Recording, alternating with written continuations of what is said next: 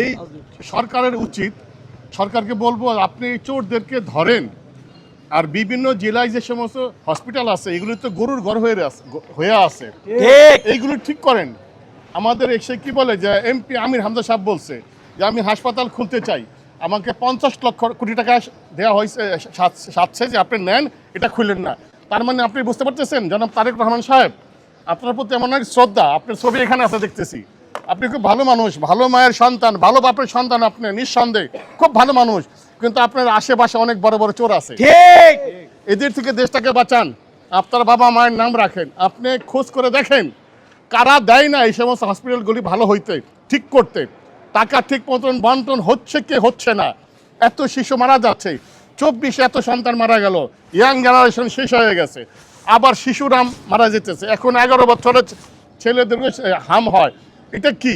আপনি শুধু গদিতে বসতে চলবে না, আপনাকে নজর চারিদিকে দিতে হবে, দেখতে হবে যে আমার দেশ আসলেই কি ভালো চলছে নাকি আমি শুধু গদিতে বসে আছি।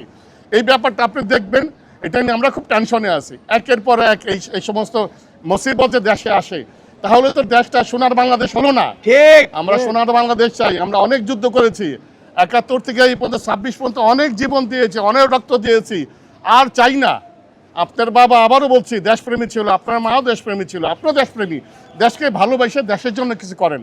আর কি বলবো, এটাই আমার কথা, শুধু আপনাকে বারবার বলবো আপনার দেশের প্রতি নজর দেন, আর আশেপাশে যারা আছে কিছু লোক কুলাঙ্গার,